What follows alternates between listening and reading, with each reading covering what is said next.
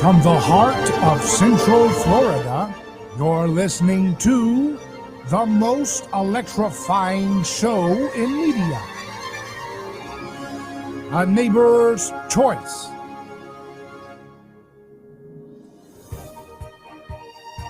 I'm your host, your neighbor, David Gornoski. So glad to be with you across FM and AM, as well as our podcast and video stream at aneighborschoice.com.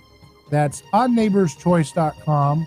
You can also find it with great effort on YouTube and Facebook. But you have to get through all the different little gauntlets of algorithms and what have you, because they don't like talking about the truth on these platforms. They don't want to hear about being free from pain, being free from side effect riddled drugs, being free from debt. Those are things that don't help giant bloated corporations who make a killing off of, bad ideas and bad ads. So many of their advertisers are just invested in bad, faulty, old-fashioned, stinky paradigms that just don't work. They don't work when you just use your brain. We just have to move beyond that. We don't want to have to be stuck on these bad ideas that are just holding us back. But this is a rocky road, right? Because we have institutions that have been set up for years and years and years to provide standardized, pasteurized narratives for how the way the world is. And slowly but surely, Americans and people all over the world are starting to wake up more and more to the reality of the establishment system and how it is not a benevolent Mickey Mouse little thing that's just trying too hard, maybe gets it wrong a little bit every now and then. No, we're starting to wake up to the realization that the establishment doesn't have their best interest in mind. And that the people that the television lauds the most, unfortunately, are the ones who are most effective at keeping people in a slumber, keeping people stuck on myth. See, that's why I talk about myth so much, because myth is not something over there. You see, we like to think of things in a compartmentalized fashion. That, if you want to study history and old-fashioned stuff and dreams, you get into mythology. But that's a useful little deceit, right? Because it lets you stay asleep to the myths that persist in your time. Myths like ideology. Myths that pit people against each other in a tribal conflict, and that justify doing terrible things based on coercion to one another. Myths conceal violence. Myths conceal violence. They don't reveal violence. They conceal violence. Okay? So whenever you see a narrative, it is meant to conceal. When it's a narrative that has a lot of powerful forces regurgitating it over and over and over again. Remember Jimmy Kimmel telling you that people who were messing with the hedge fund guys by messing up their shorts for GameStop, right? He literally said, like a soulless little clown, could be Russian interference. And that's where you can start to see the mythic hive mind start to frazzle. Sparks are flying. It's not nice and neat anymore, right? Because when a guy has to say something so stupid, right? So extremely hard to cover up the dumbness of that, right? That left and right can come together and say, whoa. I know you've been pushing me to accept corporatists like Hillary and Joe Biden, to hate Tulsi Gabbard and Ron Paul types and people who are actually speaking truth to power. I know you've been doing it, but my goodness, can you do it a little bit more in a believable way? I mean, goodness, it strains the lemming mind to have to keep saying, yeah, no problem here. Jimmy Kimmel just accused people who are trying to play the stock market against hedge fund billionaires as being Russian. I mean, it's like at some point you have to hit rock bottom in your acceptance of the stupidity of groupthink, right? And it happens with moments like that. And it happens with moments like a company called Robinhood, which brands itself. I mean, and when you get a big money outfit saying, hey, we're going to be Robinhood for the poor, that's always a tell that with that kind of money behind it, there's always some fine print, isn't it? Like, well, if you make too much money as a little guy and it hurts the big guys too much, we're just going to stop you from buying a certain amount of shares of the companies you're doing it with. Oh, wow. Oh, okay. So you're not Robin Hood. You're the corrupt sheriff, just trying to pretend to be a victim. But you know this, right? Because I have shown you over and over again, by understanding mythology, by understanding our Christian aesthetic inheritance, that you can see this now, right? And maybe you've seen it before, but the point is, on this program, we spend time looking at this. We spend time analyzing how the sausage is made, so to speak. And it has the same playbook over and over and over again. Pretend to be a victim, hide behind victim narratives, and then take advantage of people who are really suffering. So that's what Robinhood as a brand is. It's victimism in a perfect example. Victimism in a perfect screenshot. Oh, look, we're here for the poor. Oh, the poor made the rich too poor. Oh, whoa. Time out. Stop. You're not supposed to take it that seriously. You're supposed to make a couple bucks so you can get a nice steak dinner every now and then, little poor people. We're not supposed to be able to literally destroy established players who have long controlled the entire market with thanks to regulations, government subsidies, bailouts, and a Federal Reserve. No, can't have that kind of Robin Hood. So the mask slips and you say, hey, wait a sec. I just saw that guy walking around, called himself Robin Hood, but his little Robin Hood hat fell off. And I saw the sheriff of Nottingham underneath it. That guy, that's the sheriff. It's like Scooby-Doo. You pull off the Robin Hood mask and, oh, it's just the sheriff, the crooked sheriff once again. And that sheriff represents, of course, that hive mind of might makes right, of exploitative practices, using coercion to rig markets. And then the moment anybody complains about how rigged it is, they say, okay, yeah, it's rigged because we gave you too much freedom. We're going to have to clamp down on that. And they have entire industries with six-figure rich people in universities convincing poor people and their kids that they get in debt to go to these schools. They have entire cottage industries designed to teach these people that you should hate your freedom, that your freedom is exploitative, that your freedom is what gives you problems, and that you should turn in your economic freedom, your personal freedom, your freedom of thought, your freedom of conscience, your freedom of association, your freedom of self-defense. All those things you should turn in, because if you just give too much freedom to people, well, by golly, people get hurt.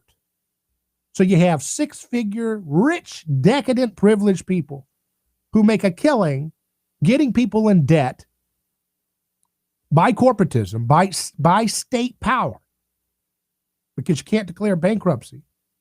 And this money that they get they hook people into college debt is money that wouldn't happen in a free market. It's credit created by the states meddling with money and currency.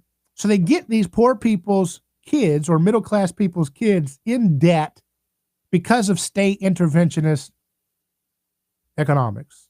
And while they're there, they spend their entire time trying to brainwash and sell these people, these kids, that everything you see that's a problem in your life is because you have too much freedom.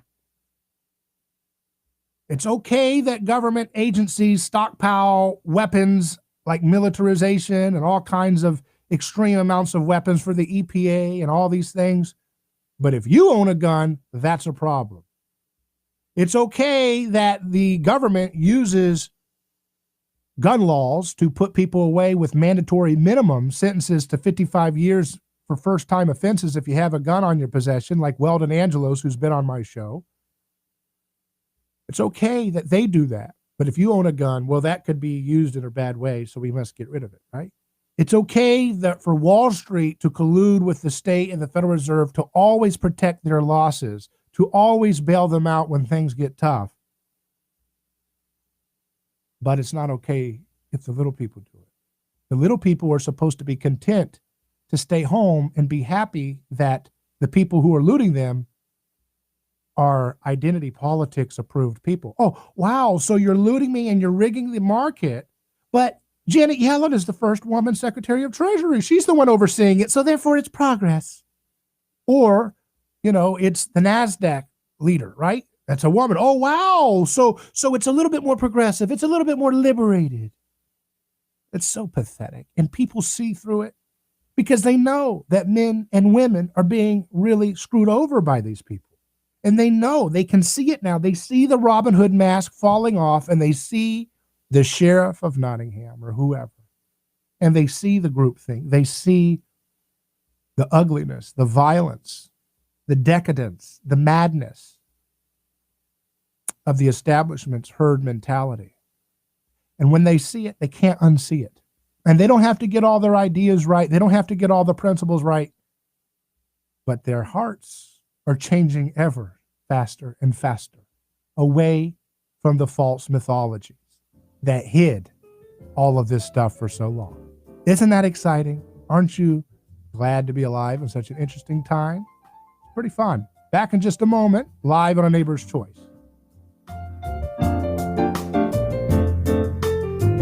David Gornoski here. Let me tell you about a man named Gabriel. Every day, Gabriel puts on his boots and drives across America to make sure our store shelves stay stocked with the food people count on. See, Gabriel served our country overseas. He knows that America stands for freedom, quality, and caring for others the way we would like to be treated. That's why when Gabriel saw food shelves getting low during the pandemic, he hit the road as a driver with Oakley Transport. In the land of the free, where no one should go hungry, we need heroes like Gabriel to help keep America fed. CDLA driving professionals. Join Oakley Transport today. Keep America fed. Visit oakleytransport.com or call them today at 1-877-8-TANKER. That's 1-877-8-TANKER. Are you ready to transform your career? Jess Smith was too. She was stuck in a job that was controlling her life, consuming her free time, and offering little opportunity for growing her pay. Then she found FinTech Mortgage Association, and she never looked back. FinTech Mortgage Association makes home lending simple, and they take care of home buyers like family. Using technology to make everyone's life easier, FinTech Mortgage Association equips each of their loan solutions architects with the tools they need to build a career with a schedule they control, a product they can take pride in, and an earning potential that is life-changing. Unleash your true potential. Join FinTech Mortgage Association. Visit finmay.com. That's FINMAE.com. You're in charge now. NMLS ID 1492187. Equal housing lender. Do you despise lawyers? That may be the case until you need one. If you've been in an auto accident and need legal advice, go to the local attorneys that have served Tampa Bay families for over 28 years. Catania and Catania. They are family owned. They understand your legal situation. When you need legal representation, Catania and Catania will care for your case from the beginning to the end of representation. You won't need to worry. Catania and Catania will represent you through the entire process. Auto or motorcycle accidents are too frequent in Florida. Catania and Catania. They don't get paid if you don't get paid. Referrals on request. Contact Catania and Catania. Putting families first. Offices, Tampa. An attorney spokesperson.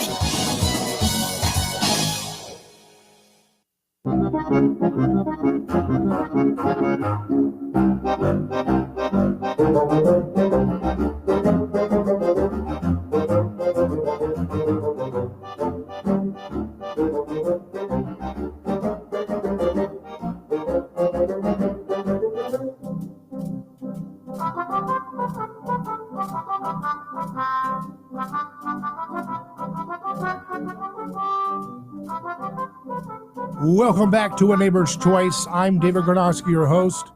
So people talk a big deal about, oh, wow, it's markets. It's your freedom that hurts the little person. But it's not true. I was just looking at, a little trick that the local, internet provider that I'm using tried. If you watch the little fine print, they do little tricks. They take a lot of money, extremely high cost, horrible quality, horrible customer service. And you say, well, wait a second, is that free markets? Now, a low information person would say, who's been miseducated, right? Misinformed by six-figure rich decadent professors paid for by their tax dollars. A misinformed person would say, oh yeah, that's a private company. Therefore, that's an example of capitalism running amok, destroying the power of the little person, right? No, it's not true. Because as we know, broadband and internet providing services are extremely incestuous with government. And that's why they have such awful quality, awful costs, and tricks and gimmicks out the wazoo, because they can, because they have a limited competitive pressure to do a good job.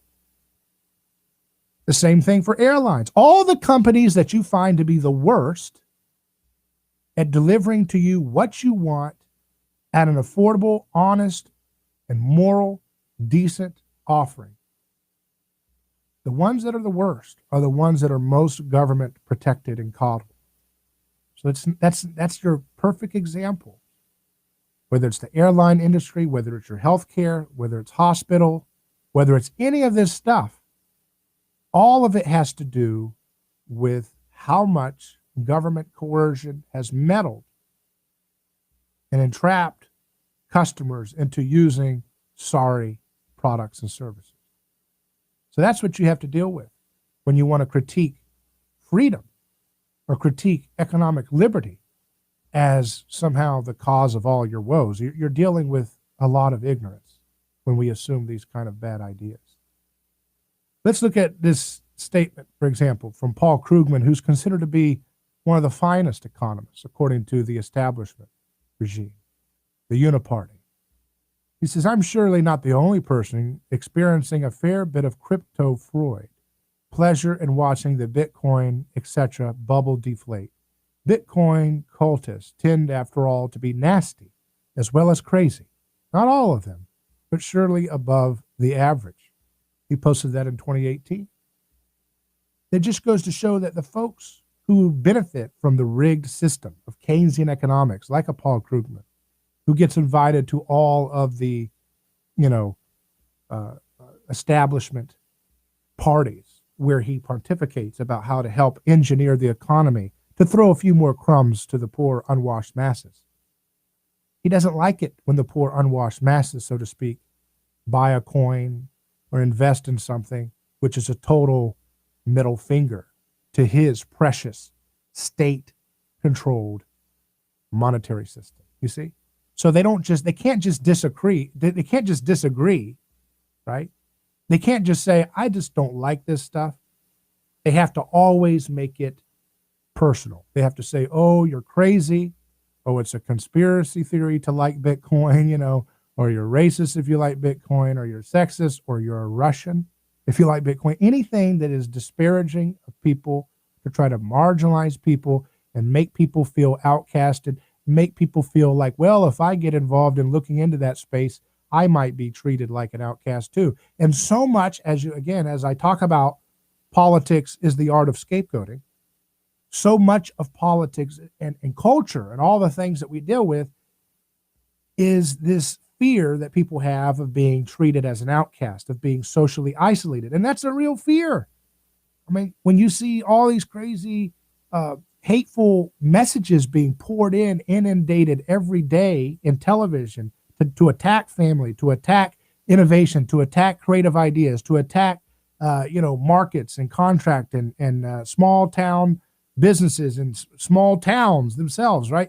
To attack things in a very vicious and personal way, and to ostracize people from work, ostracize people from access to, the institutions of finance and so forth.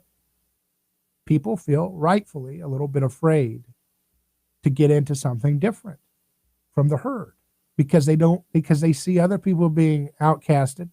And this is just a little tweet by a failed economist like Paul Krugman, but it's just an example of something as innocuous as buying a crypto coin, right? Somehow makes you a cultist, nasty, and crazy. And he enjoys seeing them lose money. But see, his economic idea, he's trying to help the people. But you have to accept his state coercion sacrificial machine, right? He doesn't like you not bending the knee to that. He doesn't like you not bending the knee to the God of his groupthink. And so that's why he has to demonize people. That's why he has to tear people down. But of course, he looks like a fool ever so often because reality is slipping past the confines of his mythic lens. And it's not just him, it's many other folks who have lived in those ivory towers of groupthink, always pushing people towards the mushy, lowest common denominator, state worshiping position. Always pushing people towards words, being obsessed with words and, politically correct speech rather than actually caring for real oppressed people. That's why he's gleeful at the thought that the unwashed masses in his mind were losing on the Bitcoin buys that they made in 2018 because it's not about caring for the poor. It's about pretending to care for the poor and the hurt and the suffering as long as it gets you advantage in your social status, as it gets you your preferred ideology more power. That's what it's all about. So you'll see that continuing as we continue to see these people fall apart in their little ivory towers. Their towers are crumbling. And it's an exciting time because now is the time for great change. Now is the time for people to let go of their failed ideological commitments, their faith in these failing institutions, and look closer to home to build out solid, anti-fragile, lasting bits of culture. To not turn back to the false song of centralized economic planning, centralized state control. That stuff's not going to work. And you're going to see ever more desperate attempts to sell you on keeping that machine going. But it's up to us to see through the lies, to help our neighbors with our own skin in the game, and to show people that love and nonviolence, creativity will win the day, not command and control. Not bullying, not ad hominem, not all the failed tools of a dying old establishment machine, but real, true, neighborly concern. Let's take a quick break and return in just a moment, live on A Neighbor's Choice. You can email me hello@aneighborschoice.com or drop us a comment on our YouTube or Facebook live stream. Back in a second.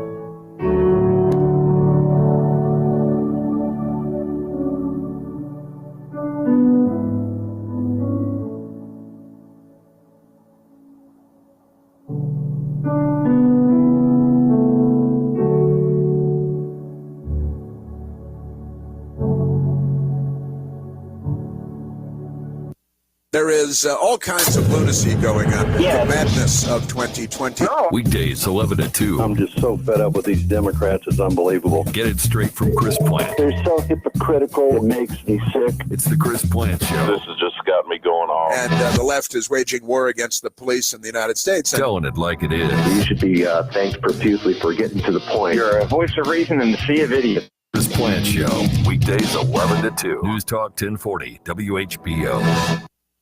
Democrats say they will hold a vote tomorrow on whether to strip Marjorie Taylor Greene of her committee assignments in the House for past claims that the Sandy Hook and Parkland school shootings were, quote, false flag events and promoting QAnon conspiracy theories. Democratic leader Steny Hoyer says his call today with GOP Minority Leader Kevin McCarthy didn't convey that Republicans would take action. Representative Hakeem Jeffries says McCarthy has a chance to lead his caucus. If he doesn't make that decision, I think as the Speaker and Steny Hoyer have indicated, we'll be prepared to move forward, but let's cross that bridge when we get to it. CDC Director Rochelle Walensky says coronavirus cases are starting to decline across the country to levels not seen since before Thanksgiving. But the new and contagious variants are a concern and called on Americans to remain vigilant. Not wearing masks and participating in in-person social gatherings have contributed to the variant spread. I'm Michelle Franzen, ABC News.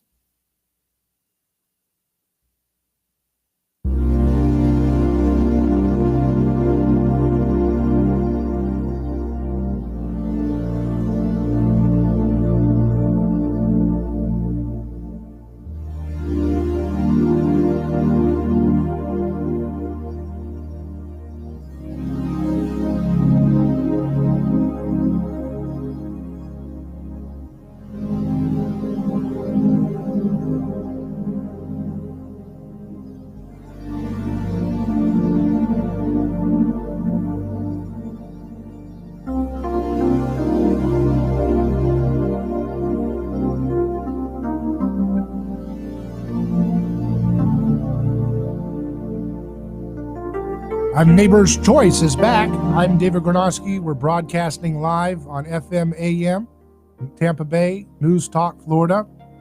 WFLA Orlando, our flagship partners here across Florida. And we have a story here that kind of hits close to home. It's our Governor Ron DeSantis recently coming out with a kind of challenge, a big declaration of war to the abuse that's been going on with the big tech oligarchs, the big tech cartel. So we got a little clip here. We'll play some of this to get a summary and get into some of the commentary about what this all means.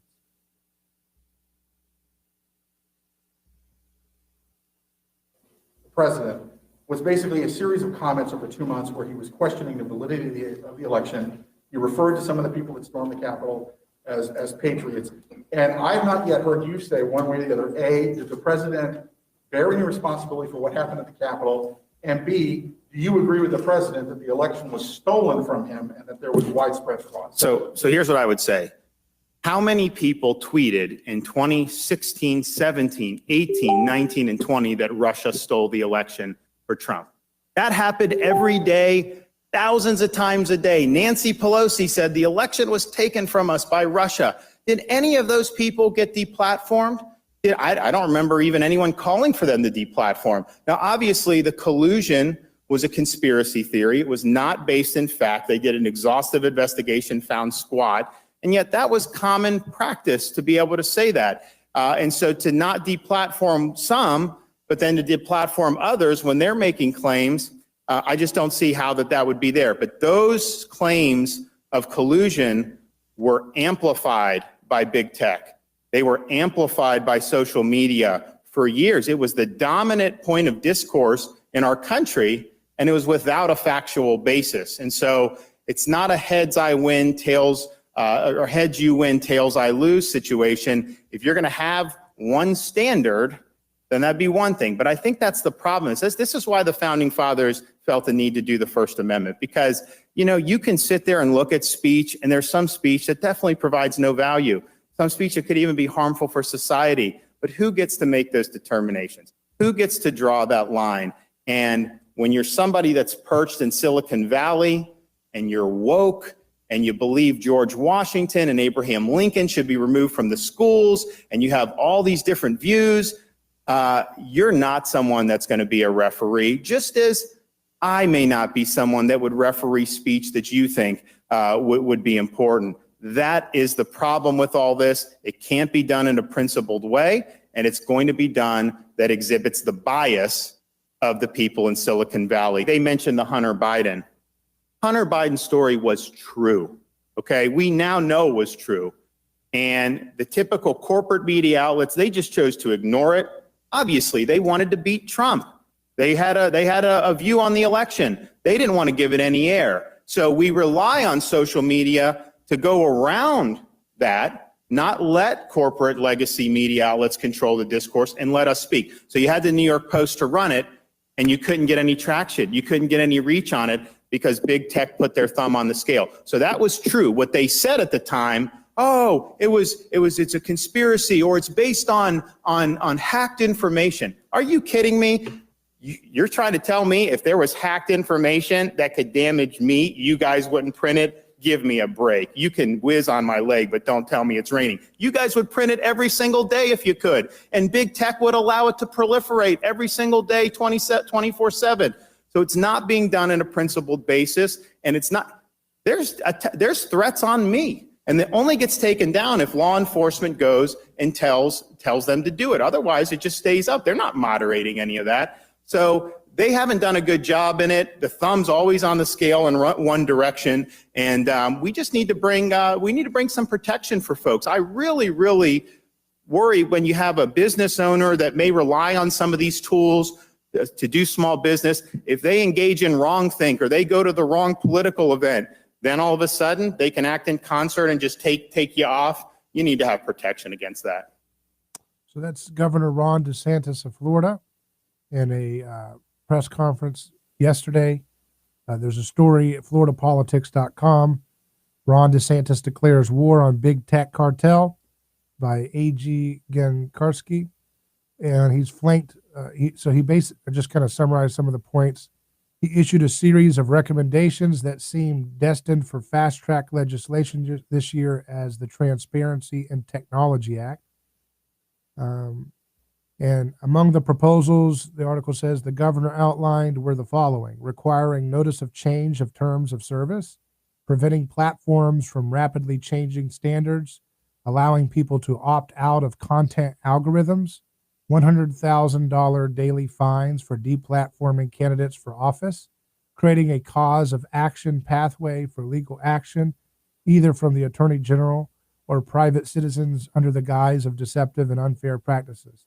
The moves to protect privacy from the expanding powers of big tech are necessary because the system is rigged, the governor asserted. Twitter, Facebook, and other platforms have changed from neutral platforms to enforcers of preferred narratives, DeSantis said. I'm committed to addressing what may be one of the most pervasive threats to American self-government in the 21st century. Talking about Parler, which was deplatformed. You don't like Parler, don't read it, the governor advised, saying Parler was subject to decapitation when deprived of hosting services for content reasons, canceled after 2.8 million people adopted it. Regarding Trump, content moderators on Twitter pulled the plug. Big tech looks more like Big Brother every year. DeSantis said this is real life, not George Orwell's fiction. So, this is something we've been talking about. I've talked about this on the program, on this very program with Jeff Deist and others throughout the last year, especially when it was becoming increasingly concerned that something needs to be done. It'll be interesting to see what kind of traction this can have. I think Florida is the state to make a statement on something like this. And it'll be interesting to see if there will be a lot of pressure, of course, from the big social media platforms to bear down on the legislators because, they're probably, going to get a huge pressure campaign from multiple angles with a lot of creative efforts to try to get them to stand down because there's one thing the groupthink folks don't like. They do not like people making them look bad. They don't like anybody challenging their power and their perceived, righteous use of it. They cannot stand mild criticism of their power. They can't stand mild criticism of power from Big Pharma. They can't stand you critiquing Big Pharma. They can't stand you critiquing big war machine. Can't stand any of that. So they certainly probably, of course, can't stand any serious threat. So watch Ron DeSantis continue to be the target enemy number one for the TV media, the state media, as I call most of the outlets. And they're going to continue to try to vilify him. But again, they have a myth. They're selling you a myth. And it just, as reality unfolds, you start to realize that myth, that, people who are perceptive realize it's a myth from the beginning, but people who are a little bit more submitted to groupthink, it takes them a little while, but maybe they come around and say, you know what? Hey, why has DeSantis been demonized? Wait a second. They literally have less death, rates than the other places like California and New York. And those people are lauded as heroes. And this guy's demonized. Why? Why is Florida demonized? You can tell it's pettiness, it's desperate tribalism, it's bigotry, and it's a hatred of liberty because they don't want to allow any kind of example of less state intervention looking like the good answer. That's why, remember, Sweden was their sweetheart country when they could point to this rich capitalist country using its largesse to experiment with some quasi-socialist measures, welfare, right? But the moment Sweden became the poster child for hands-off, oh my goodness, Sweden was like a pejorative. So what's the common denominator? Anybody who challenges centralized power, centralized control, and whether it's related to the states, then it's about, do you submit to DC and their one-size-fits-all control? If not, you'll be demonized. And then when it comes to America, does the American policy or procedure submit to the global, international standard and recommendation? If not, you'll be demonized and vilified, as Donald Trump was. Even if he was wrong on things, he was the scapegoat supreme because he was challenging global centralized edicts from WHO and so forth. And the same thing for Ron DeSantis, because he challenges the nationalist or the national standard, central command from DC. He has to be vilified as the worst governor ever. And it just doesn't show up in reality. They look at the way they massage reality. Some meme said, old and busted concentration camp, the new hotness overflow center. And that's referring to the reports that the Biden administration has opened up overflow centers and brought in unaccompanied minors crossing over the border illegally into these overflow centers. So when Ocasio-Cortez and the Democrats were trying to politicize this same practice with their designated scapegoat Trump, they were akin to concentration centers. But the media comes out with the slogan, all perfectly on the same slogan. Overflow center, just an overflow center. Wow, what a nice little squeaky clean corporate language statement. Oh, overflow center. Wow, I mean, overflow center, there's not a single thing that you can say about it. It's not kids in cages like Obama was doing and Trump got pinned on it for it. And look, I'm not supporting or criticizing the policy here. I'm trying to show you how people who have powerful interests to keep the status quo going are desperately, pathetically trying to manufacture reality with word games. Word games, that's their whole little, toolkit. Word games, just like mythology, right? In the old days, the word game was the oral tradition or the written sacred text that said, hey, we got to sacrifice your kid to appease the gods, not the king's kid, You know what I mean? And this kind of word game stuff that justifies ugliness and violence and oppression for the so-called greater good, that's what's going on today. So the word games convince a lot of people who are low info. And there's a lot of reasons why they're low info, because they're working, multiple jobs, or they're distracted by consumerism and Netflix garbage and nonsense. But at the end of the day, the power comes in these words. Their whole ideology is about, language constructs reality. So when Trump is having a policy that's identical to the Biden administration and the Obama administration, when he does it, it's a concentration camp. It's like a concentration camp. It's like kids in a cage. But when it's the preferred priests of the high religion of the state, when they're in charge, oh my goodness, here it is. It's an overflow center. It's a very innocuous, very corporate, friendly, happy, nothing to see here, nothing aggressive. The language has been squeezed out of anything that would imply reality itself, that would imply the truth of what the government is doing in this particular case. So this is something that we have to be very aware of. Be very aware of, be cognizant of how words are used to control and abuse and manipulate your emotions from people with a vested interest in maintaining the status quo for everything we see around us. We'll take a quick break. I'm David Gornoski, your host. You're listening to A Neighbor's Choice. Back in just a moment.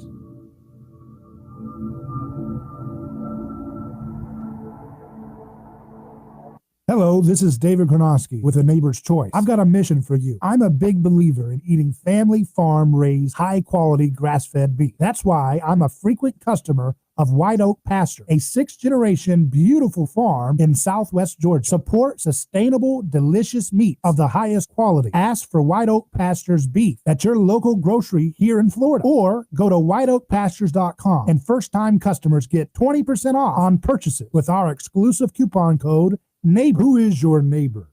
Dave and Wally are team drivers for Oakley Transport. One day, they came across a very serious accident on the highway. Some might pass on by, but Dave and Wally saw there was no time to waste. They jumped into action and saved two people's lives with moments to spare. That's the kind of courageous love we need more of today. It reflects the respected culture Oakley Transport develops with their driving professionals. CDLA licensed drivers. Join Oakley Transport today for a rewarding career. Visit oakleytransport.com. That's oakleytransport.com. Are you ready to transform your career? Jess Smith was too. She was stuck on a job that was controlling her life, consuming her free time, and offering little opportunity for growing her pay. Then she found FinTech Mortgage Association, and she never looked back. FinTech Mortgage Association makes home lending simple, and they take care of home buyers like family. Using technology to make everyone's life easier, FinTech Mortgage Association equips each of their loan solutions architects with the tools they need to build a career with a schedule they control, a product they can take pride in, and an earning potential that is life-changing. Unleash your true potential. Join FinTech Mortgage Association. Visit finmay.com. That's FINMAE.com. You're in charge now. NMLS ID 1492187. Equal housing lender. Panini America is proud to be the exclusive trading card partner of the NFL and NFLPA. Whether you're looking for the hottest rookie card of young stars like Joe Burrow, Justin Herbert, Tua Tagovailoa, and more, or must-have keepers from legends like Tom Brady, Aaron Rodgers, Patrick Mahomes, and more, PaniniAmerica.net is your exclusive destination. PaniniAmerica.net. Visit and start your collection today. Panini America. Hashtag who do you collect?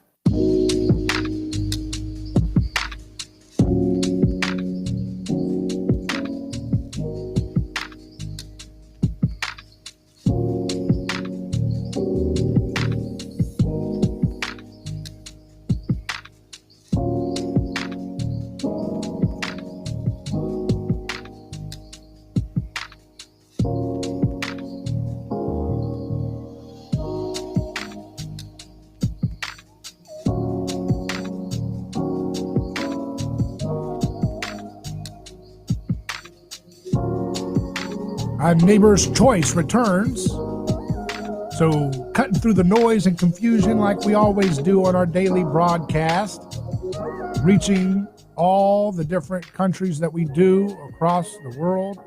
It's great to have these moments together where we can cut through the noise and build the future we want for everyone based on nonviolence, based on creativity, based on respect for personhood, not collectivism. That's the frame of our show. If you want left versus right, there's 10 million parrots doing that every day.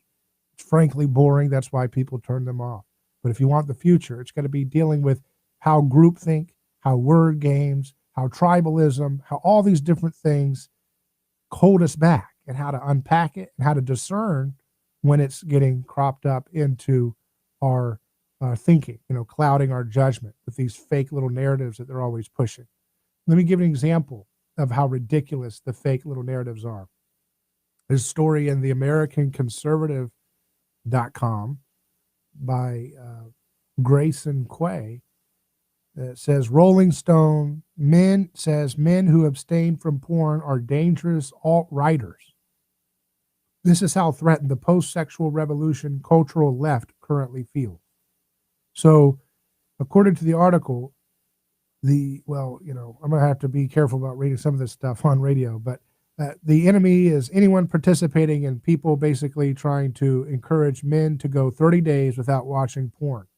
And what's become a telltale sign that the hip vanguard of the cultural left's late-stage sexual revolution feels threatened, Dixon lets us know in no uncertain terms that those who dare abstain from porn have embraced, quote, the ideology of the far right, quote, anti-Semitism, homophobia, racism, and misogyny. He even includes Lay's, quote, you know who else hated porn? Hitler argument, and goes out of his way, and I mean way out of his way, to name drop Alex Jones and Milo Yiannopoulos. Both Rolling Stone and The Daily Show focus on debunking the supposed boost in virility that comes from the retention that motivates some of these people to abstain from porn. But the extent to which both outlets ignore the obvious reality that most participants are driven primarily by a desire for self-control is staggering. Lay actually criticizes Jordan Peterson, whom he calls a leader in the alt-right movement in Canada, for telling young men that there is nothing noble about pornography. That's noble, that's healthy, Lay insists. Dixon, meanwhile, reacts indignantly to these memes that are criticizing this stuff. So basically, he's saying throughout the ages, this is the article now, throughout the ages, Christians and pagans, Easterners and Westerners, philosophers and poets, and yes, even the hedonists, most of whom had some standards and who would have sought out heartier fare than the low-hanging junk food of smartphone porn, have agreed that the uninhibited indulgence of sexual desire makes one not only weak, but contemptible. This idea is in Confucius, who wrote in I have not seen one who loves virtue as he loves sex. It's there in Plato, for whom those ruled by their bodily impulses are relegated to the lowliest status in his Republic.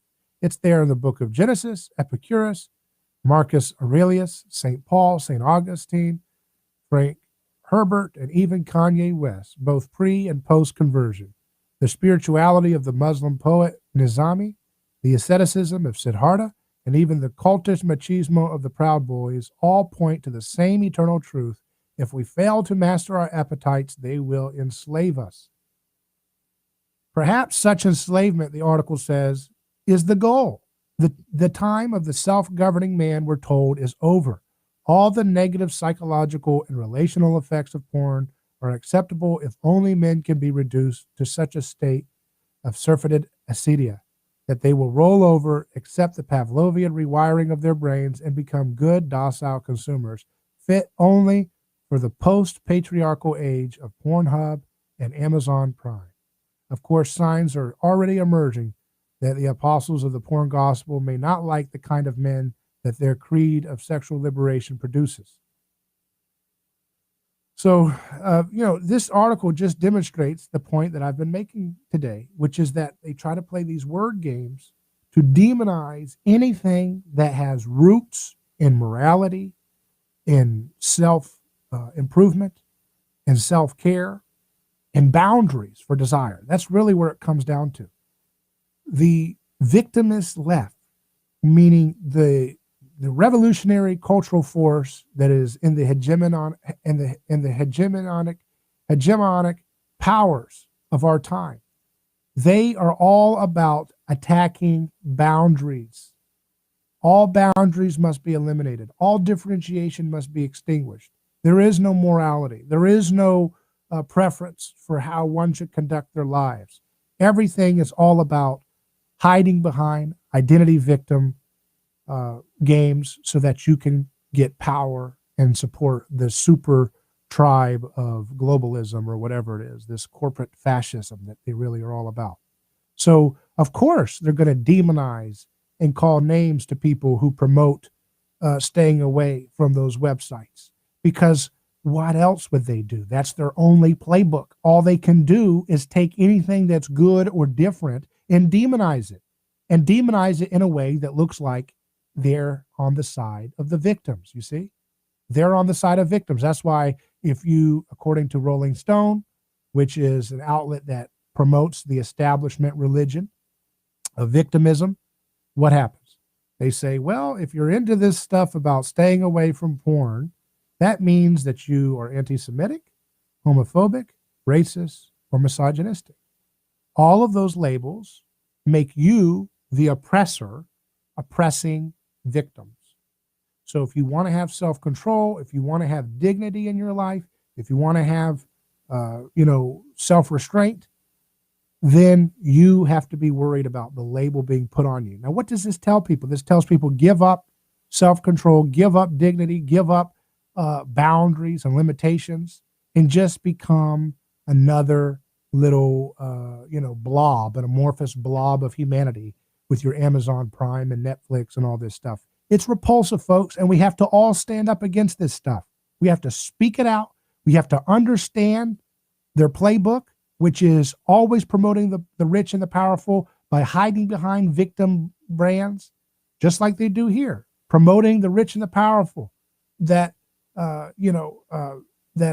these companies, these porn companies are rich and powerful.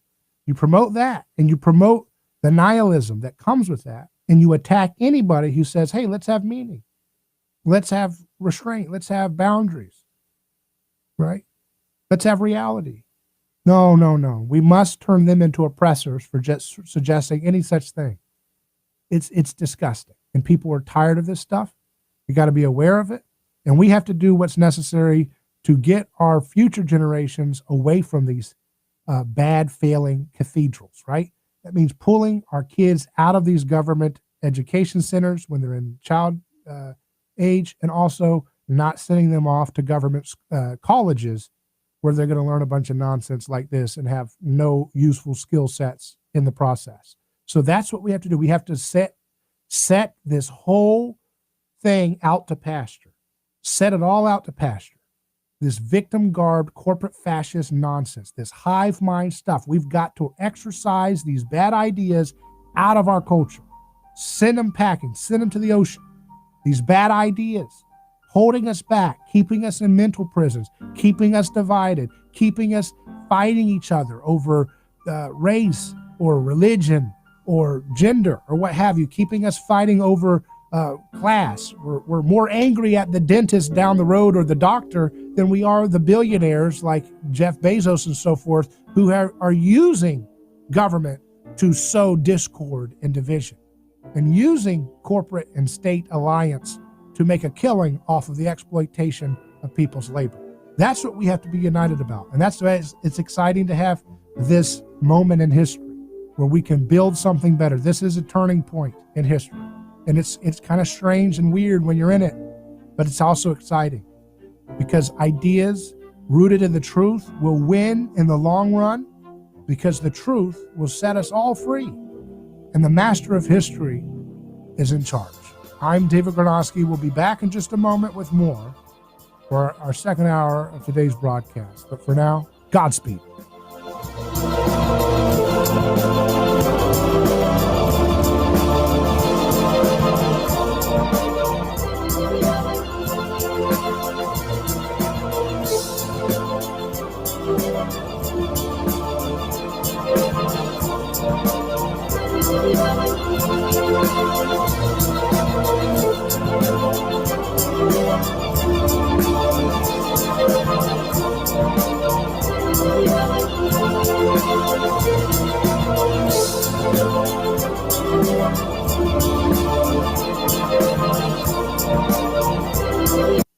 Your home for news, talk, and information. 1040 WHBO Pinellas Park, Tampa Bay's all new News Talk 1040. It's the only way I get news.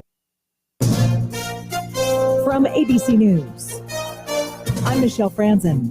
The race to vaccinate getting a boost. Next week, the federal government will start sending shipments to pharmacies. There is also a rush to finalize another relief package for millions of Americans struggling to make ends meet in this pandemic. Republicans say the price tag for President Biden's rescue plan is too high. Biden says the stakes are too high to scale back. After a 90-minute meeting with President Biden at the White House, Senate Majority Leader Chuck Schumer said Democrats are unified in their desire to pass a big, bold stimulus package. He added Democrats will work with Republicans on the proposal when they can. The vast majority of Republican voters support large parts of the program.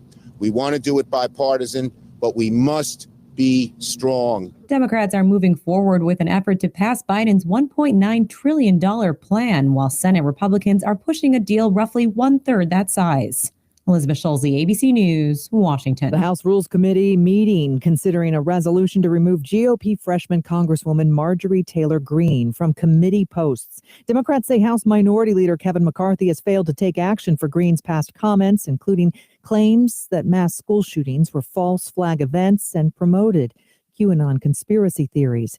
GOP Representative Jackie Gornoski says Democrats are overstepping. It's not the function of the majority party to make this determination unilaterally. It is unprecedented for the majority party to take action to remove a minority member from his or her committee assignments for any reason. That vote expected tomorrow, nearly a month after the violent insurrection at the Capitol. A ceremony today for fallen U.S. Capitol Police Officer Brian Sicknick. He was given the rare distinction of Line in Honor at the Capitol. Police say Sicknick died from his injuries a day after trying to fight the mob of Trump supporters who stormed the Capitol. You're listening to ABC News. Have you heard? A secret hoard of 1888 Morgan silver dollars has been found. These gorgeous 1888 O Morgans are as bright and shiny as the day they were struck. And less than 500 of these coins are available. Coin experts are calling the Great Southern Treasury Hoard an incredible opportunity. Just call GovMint at 1-800-719-9079 and you are guaranteed a mint condition 1888 Morgan silver dollar featuring the iconic O mint mark of the New Orleans Mint. These 132-year-old coins were found in sealed bags that have been untouched since 1888. That makes these unopened bags of Morgan silver dollars extremely rare. To learn more, call 1-800-719-9079. Call now and you'll receive a free American Coin Collector's Bonus Package, a $10 value, free with every order. Call 1-800-719-9079 now to secure your 1888 O Morgan silver dollar coins before they sell out. That's 1-800-719-9079. The NFL's concussion settlement program protocols under scrutiny following allegations they may discriminate against black players. The NFL is accused of using race norming, assuming that black athletes have a lower base level of cognitive function than do white athletes. ABC's Ryan Smith says emails obtained by ABC News show that physicians were pressured to use these race-based assessment tools. Several neuropsychologists who work with the NFL privately discussing the lawsuit, saying they feel that factoring for race was all but required under the program. One saying if they didn't use the racial norms, there would be multiple inquiries levied at them. Another saying their required reliance on racial norms, bottom line, do discriminate against black players. The NFL has called the lawsuit entirely misguided. A new report from the United Nations indicates widespread torture of detainees held in Afghanistan prisons. Officials interviewed more than 650 held in government facilities across the country. More than a third say they suffered abuse, including beatings, suffocation, and electric shocks. In the UK, people taking part in a national clap for Captain Sir Tom Moore. British Prime Minister Boris Johnson led the tribute for the 100-year-old World War II vet who raised money for healthcare workers by walking 100 laps in his yard. This is ABC News. Are you more than $10,000 in debt? Feel like you're on a never-ending treadmill, staying in one place and never getting ahead with those minimum payments? You feel like there is no way out? There are programs in place to help you get free of your debt, and you don't have to pay the entire amount you owe. The program at Total Financial Freedom can help you get debt-free in months instead of decades. Call Total Financial now at 800-464-7144. That's 800-464-7144. Michelle Franzen, ABC News. Hello, this is David Gornoski with A Neighbor's Choice. I've got a mission for you. I'm a big believer in eating family farm-raised, high-quality grass-fed beef. That's why I'm a frequent customer of White Oak Pasture, a sixth-generation beautiful farm in southwest Georgia. Support sustainable, delicious meat of the highest quality. Ask for White Oak Pasture's beef at your local grocery here in Florida, or go to whiteoakpastures.com, and first-time customers get 20% off on purchases with our exclusive coupon code neighbor. You can't have a fresh outlook on the new year if you're staring through a chipped or cracked windshield. Autoglass America will fix it and give you up to $150 cash back to help pay holiday bills. With qualifying insurance, we'll come to you with mobile service and install a premium quality replacement with a lifetime warranty at no cost to you. Get a great outlook on the new year with a new windshield and New Year's cash from Autoglass America. 813-96-GLASS, 813-96-GLASS.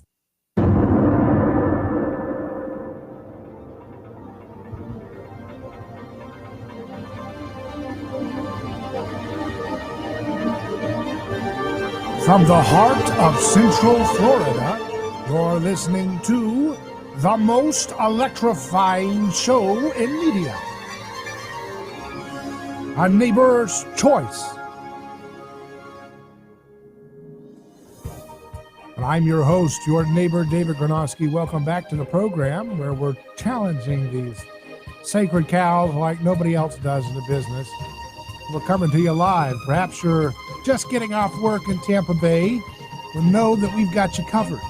We'll keep the stories straight like nobody else is doing, because you got so much squawking going on for people trying to jockey for power for this team or that team, Republican or Democrat, and the vast majority of folks out there, they don't care about any of these teams. They care about being left alone.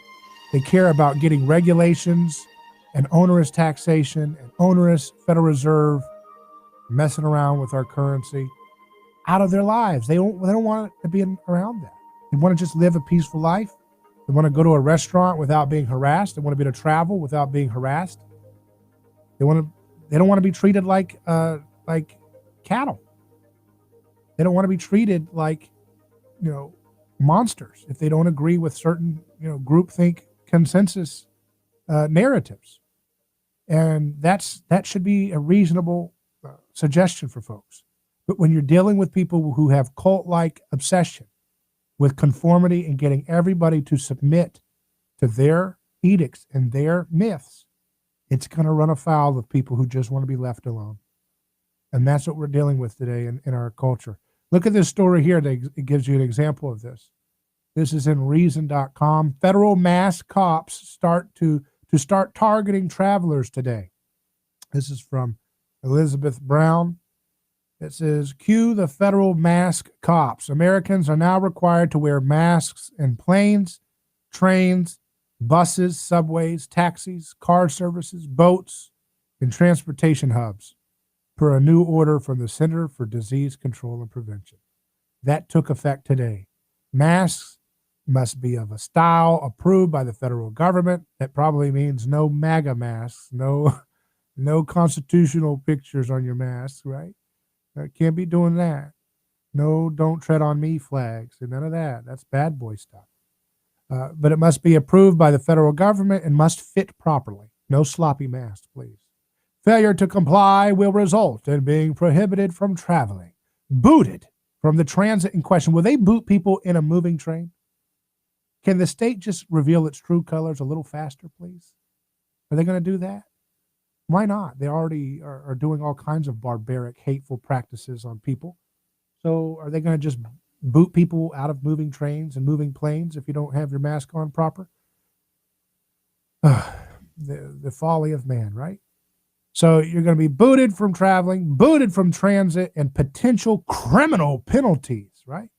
So again, remember, the left tries to act like they're the party of victims, but it's all word games. It's all about superficial tokenism. Like, oh, look, we have the first Secretary of Treasury who's a woman. See, now she can go along with pillaging millions of women's pocketbook with the Fed's normal shenanigans. And you're just supposed to say, oh, thank you. You gave me another token higher so I can feel great as you exploit me. Yes, wow. But people wake up to it. They wake up to it. The problem is, look, what distracts people from waking up faster is the personalities, right? It's the high personality obsession that politics naturally focuses on. So people could be united against the left and right machine if they weren't so distracted by Hillary Clinton's personal hijinks and Donald Trump's personal failures and his narcissism, right? They get so obsessed with, oh, I got to get rid of that guy or that person. They don't understand that the system is fundamentally broken and hostile to their self-interest, right? And so that's the problem here, is that you see this stuff, but it's like, well, my team said that we have to use coercion, so we're good on this issue. But you ask the average progressive or Democrat, and they'll tell you, oh, I'm against victimless crimes. I'm against nonviolent crime laws. I think those are really exploitative. Well, then why are you okay with your boy Biden doing potential criminal penalties for not having the proper mask and fitted properly on a taxi, a car service, a subway, a bus, a train? Sounds like something that's going to exploit the poor. Sounds like another excuse for the state to shake down poor people for lunch money, like bully behaviors, victimless crime laws tend to end up being. Sounds like another excuse to scapegoat your neighbor like a self-righteous bigot that these folks who vote for Biden really reveal themselves to be. Now, that can go for other team too. But the point is one team, the Biden team, is the one that gets near 100% institutional support for their lies and their fake news and their myth. The other team is a designated villain, so the TV tells you that they're doing bad stuff. So it's a little bit more to see the problems of that other team. But the team of the Biden team and what he represents, they're all about, oh yeah, we need to have criminal justice reform. But you know where criminal justice reform starts? It starts with getting rid of nonviolent crimes on the books. It starts with getting rid of these petty fines and things like that, because that's what ends up getting people running, these stops where you have a situation where an unarmed African-American man runs and then they get shot unjustly, right, by police. These situations happen most of the time because of a nonviolent crime on the books, like a broken taillight or being late on child support should put you in a cage for that. These are ridiculous things to have. And oftentimes that's what starts the triggering for Eric Gardner, it was a cigarette license, right? That he violated that. But they don't want you to focus on the bad laws. They want you to focus on the racial component so that the bad laws stay on the books and people get to use those laws to enrich themselves without competition, like the cigarette guys, like the whatever groups are benefiting from regulations and prohibition laws. All of those folks, they want to keep their power going. And so everything is always deflected to a race conflict, rather than uniting around the conclusion that these systematic abuses from the law itself need to be changed and gotten off the books. So there's an example of Biden he got in there because people said, look, we're going to have real criminal justice reform. Real criminal justice reform, both outcomes in which people get killed when the police stop, when they shouldn't have been, and also outcomes of being sentenced to incarceration when they shouldn't have been, right? Those start with getting rid of victimless crime laws. And what is the Biden administration doing? They're adding more. They're adding more criminal penalties for being in a transportation hub without the right mask properly fitted, in a boat, car service, taxi, subway, bus, train, plane. That's how the sacrificial machine does its thing.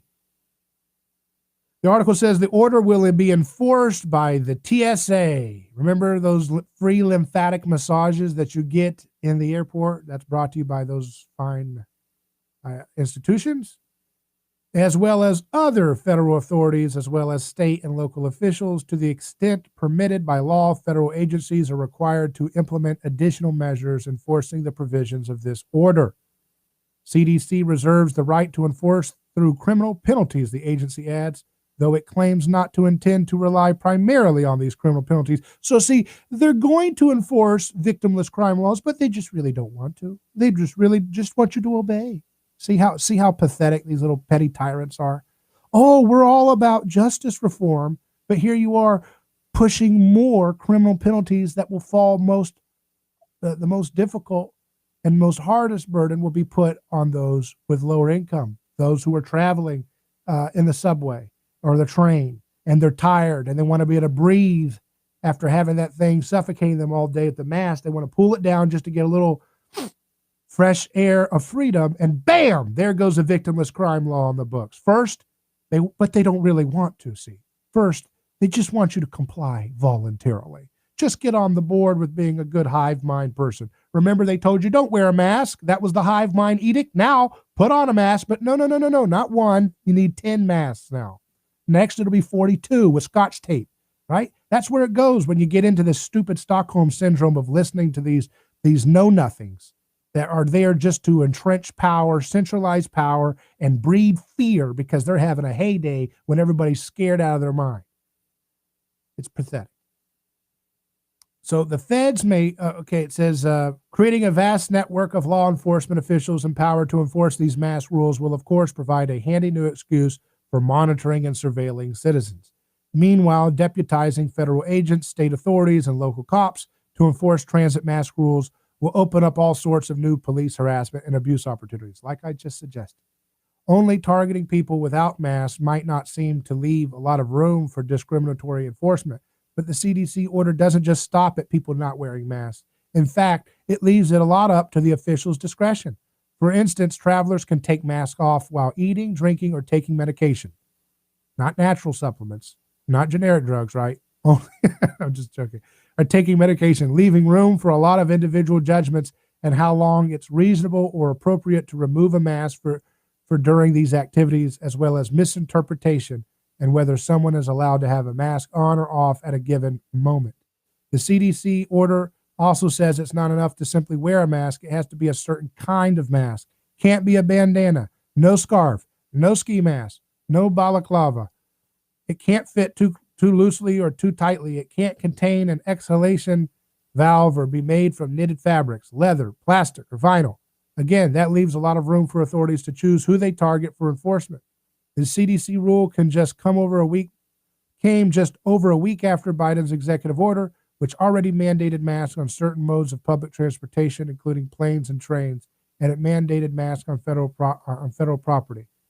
So this is what you see, my friends. You see the same old, creating all kinds of stumbling blocks for the average Joe, all in the sacred name of protecting victims, including you, because you would be victimized without these federal mask mandates. But not when they tell you masks don't work. Then you are being a tyrant for putting on a mask. But when they tell you to put on a mask, if you don't comply with the herd mentality like a good sheep, you're a monster. And when they tell you to put 15 masks on, 16, 22, 67, 89, whatever, if you don't do it, then the herd will tell you that you're a scapegoat worthy of being ostracized. Well, luckily, you see through that, and millions and millions and millions of others, perhaps billions around the world, see through it too. We'll be back in just a moment, live, with more on A Neighbor's Choice.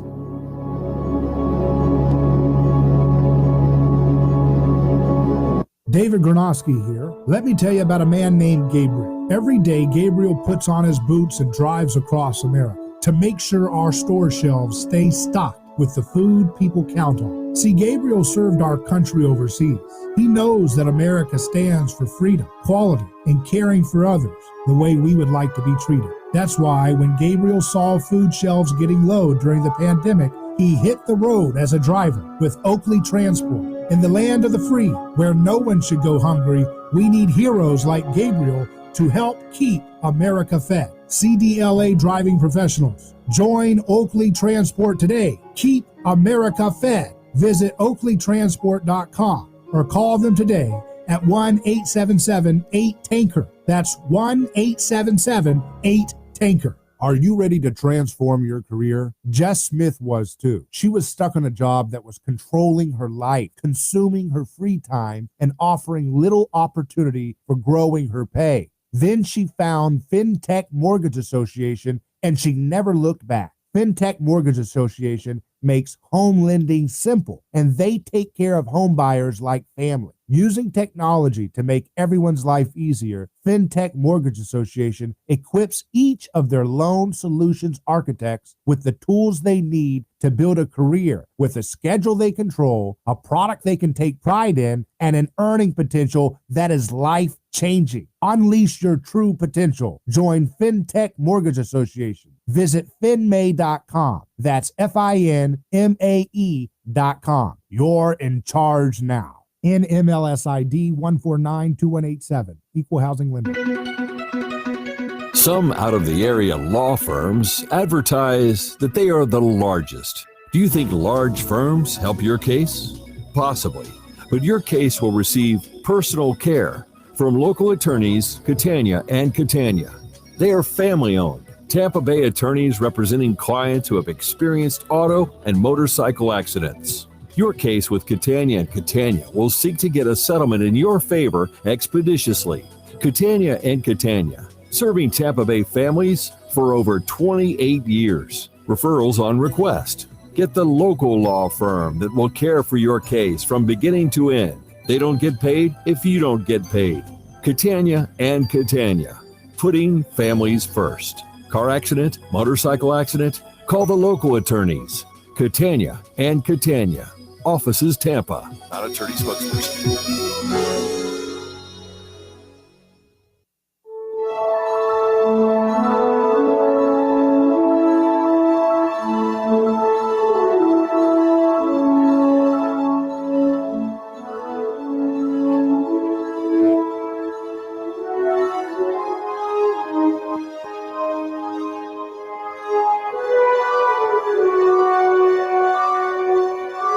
Hello, David Gornoski here. You're listening to A Neighbor's Choice. We're back. Just looking at some more stories that are of interest in this unique time. Cratering trust and Wall Street foreshadows increasing populism. The story at marketresearchfoundation.org says, and that's kind of a no kidding, isn't it? Right? You know, you can see that they thought, well, if we get rid of Trump, which again, one doesn't have to be on his team to see that he was a progress for people waking up to how rigged the two-party machine really is, and all of the bureaucracy and collusion relationship that the media has with government agencies that are not doing things in our best interest, but usually just their own, taking care of their own. And that means exploiting our labor to do so. But they're worried about this, right? My goodness, populism must be alive and well. We thought we could do this little number where we turn Trump into the Grinch, and all the populism fervor with him would just be swept out the door, especially once they got that little story where they could brand him as a terrorist type guy. Then, bam, look, well, we got everybody convinced that, you know, populism, look what happens. It gives you this crazy, horrible scene of a riot on Capitol Hill. See, move along. But no, guess what? The populist energy against the two-party machine continues, and it comes in the form of what you saw with the GameStop story, and it's probably just the beginning.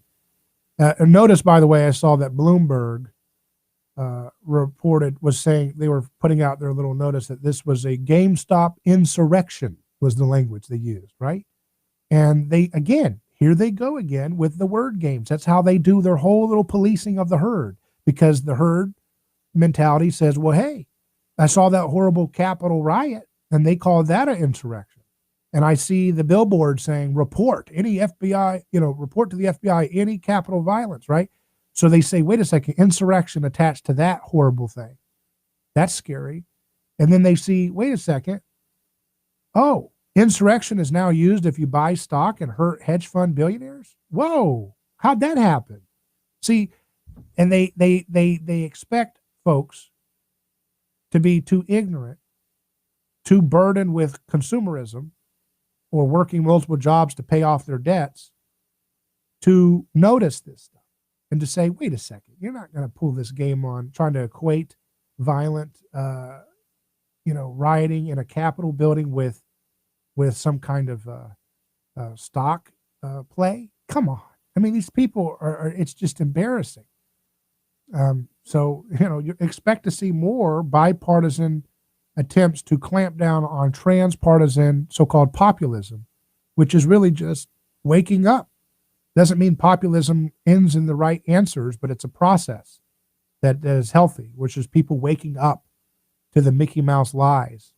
Again, just to go back to that story about kids in cages now become another language. CNN headline, Biden administration prepares to open overflow facility for migrant children. See, kids in cages becomes what? Something innocuous, something sellable that they think that you won't notice anything has happened. APnews.com says Denmark to develop digital passport proving vaccinations. So Denmark's government wants to have a digital passport for you to prove your vaccinations. You got to let them know what batch you got, when you got it, what was the manufacturer, every little detail. So that's probably going to see that pushed from other countries and companies as well. Another story that was kind of along those lines was this story that the prisoners are being offered reduced prison time if they get the vaccine, which is, again, why are they so it's just amazing. Why are they so obsessed with this deal where they've got, because we've had folks in prison on this show, right, who've explained that you can't socially distance properly and have proper hygiene and proper nutrition to deal with this virus when you're in prison. But no, they're not going to change that because so few people have gotten early release because of COVID. No, they're not going to deal with that fundamental problem of people being stuck in a very close quarter situation for victimless or petty crimes during a new virus sweeping the land. No, they're just going to offer to reduce some of your prison sentence if you take the vaccine. So that's what they can offer you. You know, they're not going to get you out of your prison sentence if you have a victimless, nonviolent crime. You're no threat to society. No, but they will reduce a little bit of your time if you get the vaccine. Talk about craziness, right? Talk about bigotry. They don't care about you having safe conditions for the virus if you're in prison. They don't care about, you being stuck in a close-up situation. But they do care that, they might shave off a few days if you get the vaccine. This is a story in CBS Boston. Massachusetts inmates can earn slightly shorter prison sentences by getting the COVID vaccine. So inmates in the Massachusetts Department of Correction can get a week taken off their prison sentence by getting the coronavirus vaccine. Commissioner Carol Michi made the announcement in a letter to inmates last week. I have determined that receiving the vaccine is significantly valuable to rehabilitation and will therefore be offering earned good time, she wrote. Inmates will be required to read educational literature and watch videos about the vaccine and must receive both doses. So not only do they have to, use this experimental drug that has been rushed out to market with no skin in the game, but also they have to be forced to read literature, some little videos, little educational literature and some videos, and receive both doses. And then they will be rewarded 7.5 days of earned good time. My goodness.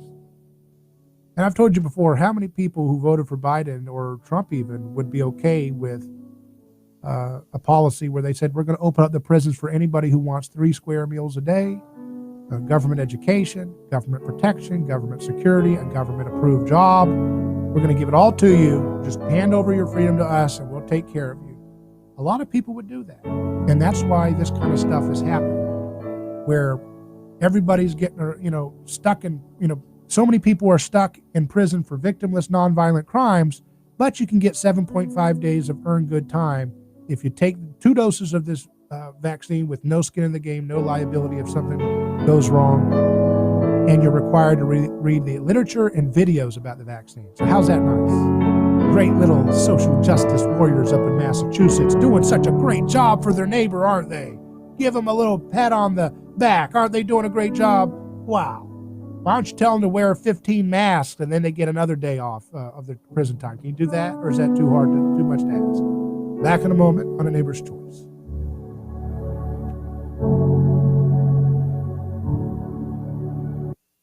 Ronald Reagan would turn over in his grave if he saw what's going on today. Crazy things are happening. You cannot be afraid. You've got to stand up for what you believe is right. But one thing is for sure. You can't trust anybody. For talk, news, and information, you can count on us. Enough is enough. I almost blew a gasket. Good for the country. I know what I'm talking about.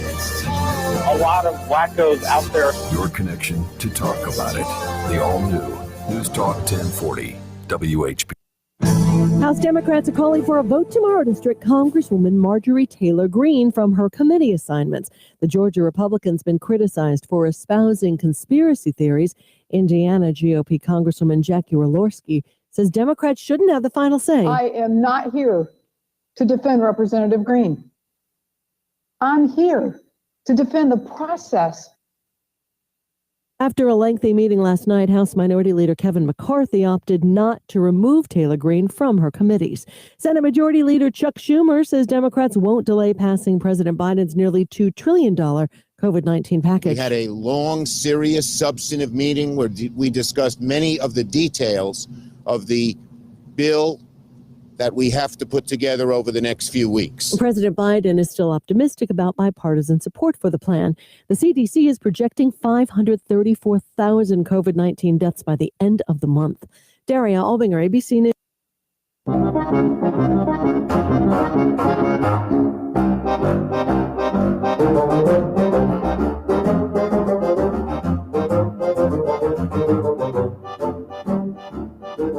I'm Neighbor's Choice is back. David Gornoski here, your host. So here's the Washington Times with the story. It says, transgender sprinters finished first and second at Connecticut Girls Indoor Track Championships. So this is a new example of, just another example of what, the Biden administration has been promoting. And you can see that this kind of attack against female sports and competition will continue. Because again, why? Because it is done in the name of victims. It's not enough that you want to be against bullying or shaming or things that marginalize people. No, unless you blur all boundaries of identity, unless you blur all boundaries of competition and so forth, then you must be turned into a heretic or a monster, right? And that's why you see these crazy stories where women are being displaced from their own sports by something that is patently an absurd proposition to say, well, you must compete because someone took a hormone, so therefore they're ready to go, and it's totally fair because their language constructs reality. Well, language doesn't construct the reality of a racetrack, does it? Right? But if you get enough stupid people saying the same stupid parrot line, I guess it can for a while. But that just means you're a decadent empire on the way out, aren't you? Aren't you? So let's not be that decadent empire that does such stupidity, such insanity, to say, well, language constructs reality. So if the language that we all agree says that this is cool and normal to allow men to take hormones and then compete with women, we're just going to have to let it happen. Because why?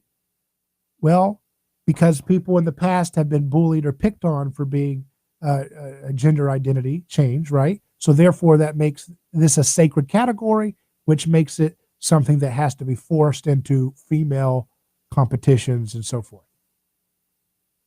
It's all about language constructs reality, right? And eventually they're going to have to, go further and further, because there is no limit when your target is limit itself and differentiation and boundaries of institutions and so forth. Every boundary must be attacked when you're in a sea of madness for going after any kind of constraint or boundary.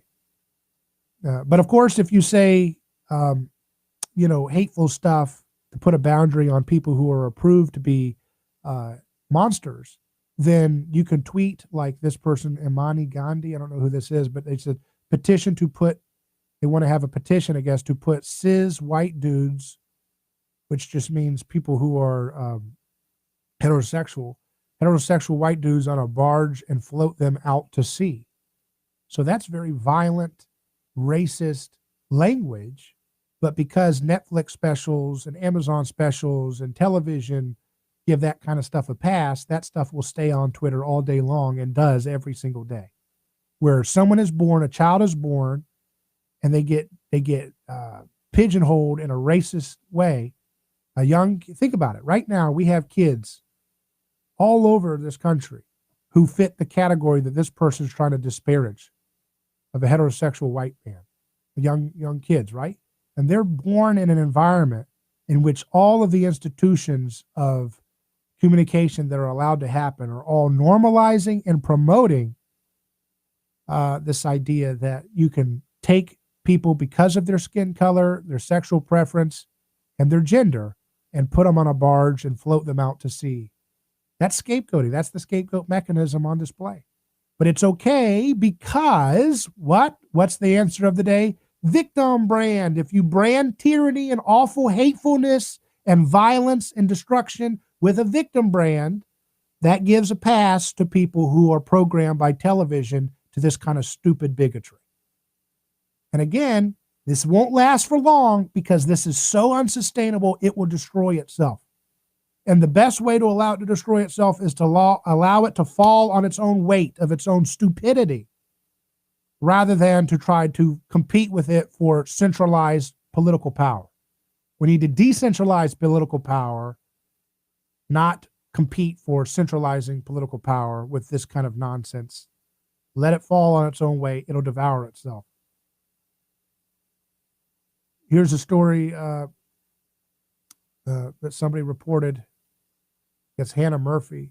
Somebody online says, Discord tells me they've shut down the Wall Street Bet server, their equivalent of the Reddit forum, for, quote, for continuing to allow hateful and discriminatory content after repeated warnings. They say that this was not, quote, due to financial fraud related to GameStop or other stocks. So, of course, the Discord chat server where the folks who were buying GameStop and AMC and other stocks, of course, they were just taken down because they were filled with hate. See, again, this makes this simple, doesn't it? What justifies their little hatefulness? What justifies their attack against free speech and conversation? What justifies their attack against little people who are making Wall Street sweat for once? Well, because they had hateful stuff. Okay, maybe there was hateful stuff, but that's not why you banned them. That was your excuse, because you always have to use, if you're playing this worship of victim language to justify violence against people, you always have to play the game that way. It's the same predictable story. So they hide behind the self-righteous Christian imitating spirit of being against discrimination and hateful content. But what they really want to do is shut down a chat room of people who challenge Wall Street's power. That's what it's all about. But you can't do it outright. See, in the ancient world, prior to Jesus's arrival in history, you could just do power plays all day long, and you didn't have to say, well, we're doing it because they're hateful and all this. You didn't have to do that. You just said, no, we're the empire. We're taking what we want. You're the loser. And that's all there is to it. That's how the ancient world worked.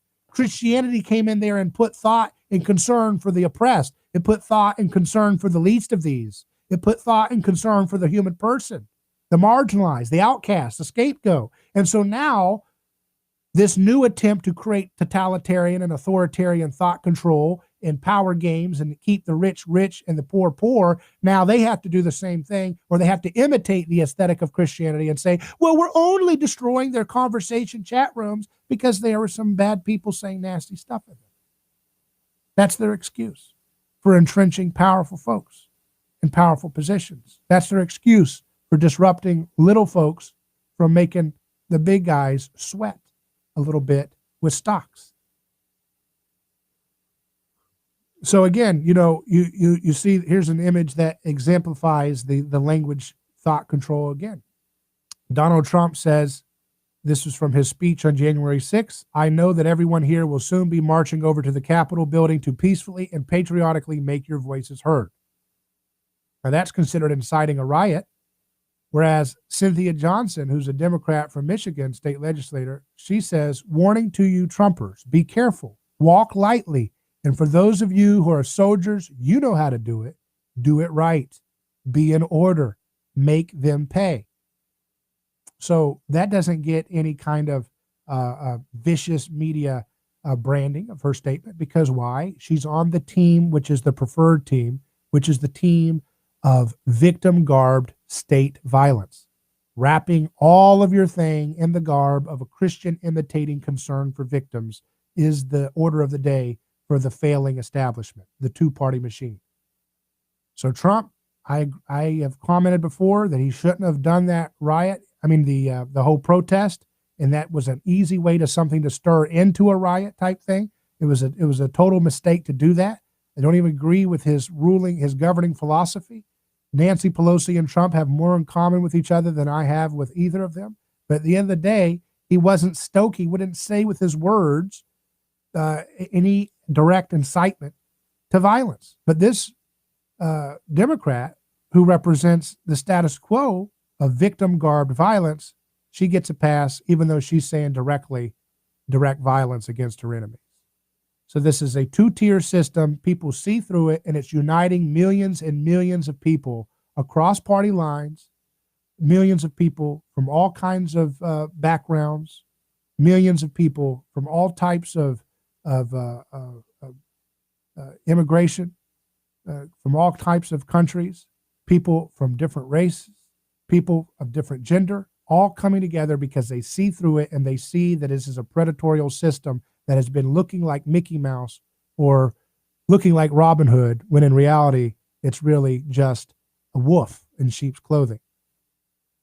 It reminds me of this constant need to come as an angel of light to do wicked, awful things. And that seems to be the playbook. Come as an angel of light. Come as, look, all we're trying to do is stop hate, but we're going to be more hateful, and all we're going to do is protect the powerful. So GameStop people who make people lose money on Wall Street, oh, they're Russian people. They're Russian interlopers. Oh, okay. So anything you don't like, you just disparage with their ethnic slur. Okay. Disgusting xenophobia. Or GameStop people are insurrection people. Insurrectionists, right? Why? Because what? They challenge the powerful. So that's what you see in the playbook that you see on the headlines today. Same old, same old. And there's a meme that I saw that kind of explains that dynamic of the myth of victim-garbed state control and state worship versus the reality of what such policies do to real-world people. There's a meme here that I'll describe it of the Greta Thunberg saying, "I demand everyone drive electric cars now." And then you see an image of an African boy in Africa saying, "We're mining the cobalt for your batteries as fast as we can, Greta." And that shows you that myth that they want to spin, that everything that they're doing for state power is all for victims. They put a camera on, they say, look, a little girl says, "You're destroying my planet. So give corrupt green industry scam corporations massive, massive amounts of your money. Massive, massive amounts of the fruits of your labor." And that's the brand. And they do it by saying, look, it's just a young girl that's doing it. It's just a victim. But the reality is there are people who are being pushed into making these cobalt batteries in horrible conditions. So it's not just a clean, nice thing for children. It's clean and nice, the policies they want for some children, for the elite's children. And it's a detriment to people who are not having political power, who don't get the camera, who don't get the speech to the United Nations, because they're doing stuff that reveals uncomfortable realities about the policies of the United Nations and the Davos crowd and so forth. So this is a great illustration. These memes have more power than anything the TV can do. This is why it's so important to just keep spreading the truth. In images, memes have they have so much more power than the command and control narratives. Because with one image, you can shut down the whole myth in one image. And even if someone is really deeply programmed by the television, it still sticks with them. They can't unsee that reality. Well, that's true. Those cobalt batteries, and it's not that the idea that you shouldn't be able to mine cobalt, but the way in which they're done, and the way in which they're done with state power subsidizing incentives to accelerate cobalt production to a degree which could be easily turned into an exploitative exercise, is something that needs to be talked about. But of course, it doesn't get any talking points because it doesn't serve the rich and powerful like the TV media wants to serve. So always look for the cracks of truth in these tired old myths that the TV party push on us. Always look for the light of day bursting through the darkness of their false stories that are always trying to pit us against each other because we don't comply with their groupthink. We don't comply with their mimetic obsession with state worship and power at all costs. We can just say no to the whole thing and turn back towards things that matter, like our families, like our communities, like art, like beauty, and taking care of our neighbor. Back in just a moment after this short break.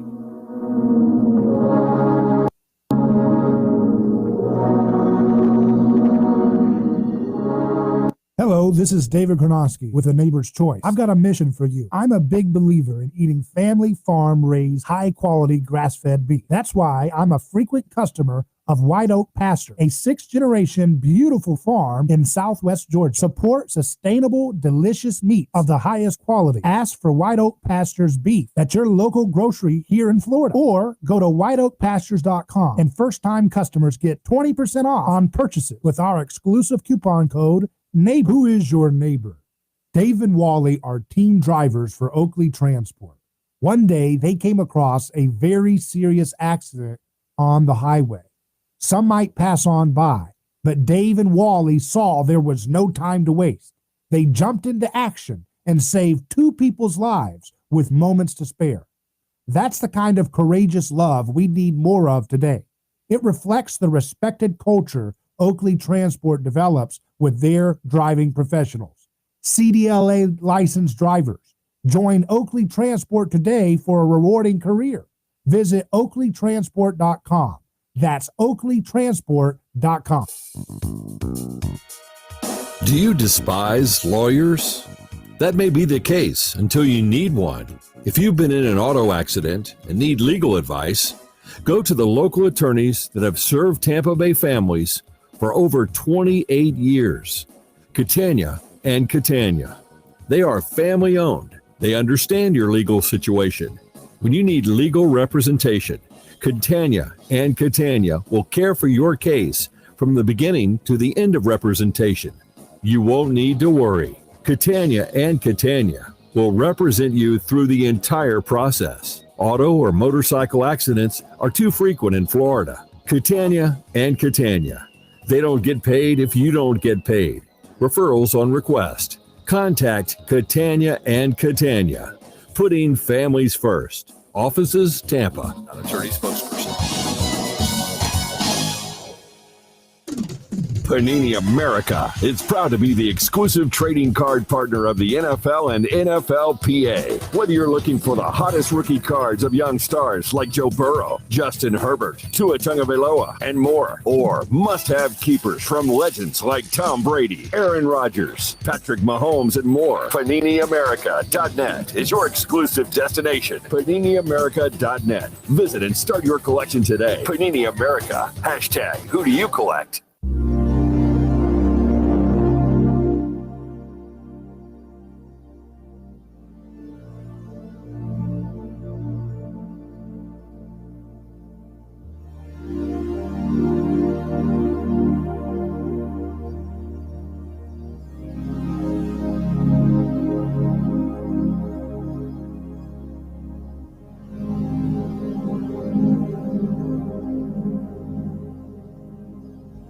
So state media outlet NPR has the headline, former CIA officer says treat domestic extremism as an insurgency. So this is a story that says a lot. It says that means using counterinsurgency tactics, similar in some ways to those used in the wars in Afghanistan and Iraq. Robert Grenier served as the CIA station chief for Pakistan and Afghanistan in 2001. He went on to become CIA's Iraq mission manager and then director of the CIA Counterterrorism Center from 2004 to 2006. We may be witnessing the dawn of a sustained wave of violent insurgency within our own country, perpetrated by our own countrymen. he wrote in the New York Times last week. And without national action, he argues, extremists who seek a social apocalypse are capable of producing endemic political violence of a sort not seen in this country since Reconstruction. So all things considered, was considering this kind of heavy-handed, war on terror here at home. Of course, remember they were criticizing this when this was happening with George W. Bush's era, right, of going after Islamic communities, and we were right to protest those abuses of people's civil liberties here at home. But of course, if it fits with their victimist narrative, that one team that wants national control rather than global control, one team that's more okay with free markets, one team that's more okay with treating people as individuals rather than identity groups, that team you can designate as potentially as an insurgency. And Tho Bishop, who's at the Mises Institute and comes on the show from time to time, says, like the rest of the CIA's anti-terrorist operations, this would end with MAGA stronger and perhaps directly subsidized by DC. So that's a good point there to think about, is that they said they were going to have a war on Al-Qaeda, and they said they were going to have, tamping down the insurgency in Iraq. But what happened? Ended up we were helping Al-Qaeda take out Assad before you know it. Ended up we were opening up the prisons, allowing Al-Qaeda to run loose in Libya to sow chaos against Gaddafi, a former client of the same folks who let the prisoners out. So you see, it just doesn't work out the way they always say. For some reason, it just goes in a different direction. So strange how that happens. Here's something that goes in a different direction in a positive way. And I've written about this in an article I wrote called The End of Football for the AmericanConservative.com. But it's an article by Lawrence Reed, who's been on the show as well. He says, how a lowly monk ended Rome's bloody gladiator duels, referring to the monk Telemachus, who really helped put a number on the crowd support for the bloody gladiator games, which just goes to show he went out there and told them to stop in the name of God, right? That's the story anyways. It just goes to show that you can change things, that things can get better. We don't have gladiator games like we used to, right? In the Roman times. Now we have simulated football. We have simulated warfare with football. We have simulated, conquest with sports. And people are concerned about people getting concussions while playing football. And they're concerned about making sure the cushions are strong enough. And they're concerned about the way NFL stars treat their spouses and girlfriends. And were they concerned about that for gladiators, by the way? In the Roman Empire, were they concerned about how gladiators would treat their spouses or girlfriends? Were they concerned in the Roman Empire about, gladiators getting concussions? So we've made progress because of the impact of Jesus in history, softening up our appetite, making us lose our appetite for brutal forms of violence. But of course, as I've been telling you in this broadcast, we always try to smuggle that violence back in by saying we're doing it in the name of victims, which is why we have a lot of the bad behavior we have today. Oh, we can do a counterinsurgency and make a mess of civil liberties and demonize people and pit people against each other, not just abroad like we used to do, but now we're going to try to get people to go along with doing that here at home. Why? Because it's in the name of victims. It's in the name of promoting identity politics. It's in the name of more corporate fascism branded as democratic socialism. And so therefore the media wants to sell you on this as, something to think about. Yeah, something to think about. Of course, the folks that burn cities across the country, did billions of damage, killed many people with Antifa, they get a total pass. Why? Because they were just in the spirit of revolutionary overthrow of capital and order and private property, and so therefore they were useful tools for the preferred religion of the establishment. So transparent, we see right through it. And another story that is interesting is Jordan Peterson was recently. He's got a book coming out in March. I interviewed him back in a couple years ago in New York City on the day of his book release, 12 Rules for Life. And he's a psychologist from Canada. He's experienced quite a number on his health because of using a prescription drug that the doctors gave him to deal with anxiety and so forth that created a dependency, something that's more common than people may know of. And so, the Sunday Times, I believe, decided they wanted to, hey, we're going to do a friendly story about you. And all they did was just attack his daughter's looks, attack their choices to go outside of Western medicine and go abroad to the East for medical help, and just do the same old number, taking advantage of a man who's still recovering from nasty effects from big pharmaceutical drugs. But somehow, it's okay because he normalizes respect for the individual person with his rhetoric. He normalizes free speech and free expression. He normalizes self-control, self-respect, self-awareness. And so because of that, these garbage hive mind state media outlets like the Sunday Times, all they can do is try to exploit and attack and marginalize a man like Jordan Peterson, who's trying to struggle with his own health. This is how ruthless this political correctness garbage is. Does not care about human suffering, does not care about building peace. Only do they care in the hive mind media of scapegoating, demonizing, and signaling to people that you better get on board with our bullying tactics or else we'll make an example out of you. And that's exactly what these callous herd members do to folks like Jordan Peterson, who don't even say anything too deep or radical at all against what they say. He's just telling people to clean up their room. He's telling people it's okay to be a man and love yourself. You don't have to hate yourself if you're a young man. And for that, they have to make an example out of him. For that, they're like little sharks. These hack reporters for corporate fascist policies. They come around, they smell blood in the water. Oh, he's nursing some sickness. Ooh, let's demonize his daughter's looks. Let's twist and lie about what they say in our interview. Let's try to push him over the edge. He's got anxiety. Let's try to really make him mad. Let's make up stuff, right?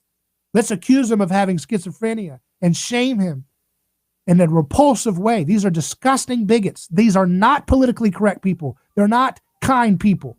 They are lost in darkness. And we have to turn these media outlets off. Shouldn't be doing interviews with these folks. None of them. They're a waste of time. Their ideas are bankrupt. They have nothing to offer the future. And your kids depend on you building an alternative future that won't be stuck with their stupidity, with their hatred, with their bigotry as being the dominant voices of the media landscape that our kids inherit. We can't have that. No more time to bully people who have dependency issues because of pharmaceutical prescribed drugs. We have to treat people the way we want to be treated. And that means turning off these garbage myth makers, these failed losers like the Sunday Times and CNN and NBC and ABC and Bloomberg and all the same hive mind. They have nothing to offer the future. The future is ours if we would only trust the master of history, Jesus Christ himself, who said power made perfect in weakness, who split time. You're counting your time by that. You won't remember the Sunday Times, but you will always remember the power and influence of the one who is in charge of history, and he is calling you. Desire mercy, not sacrifice. Love your neighbor as yourself. He's the one who's moving history the way he wants it. And no attempts for these petty tyrants with their failed bigotry will ever stop what he has set in motion. I'm David Gornoski. Godspeed.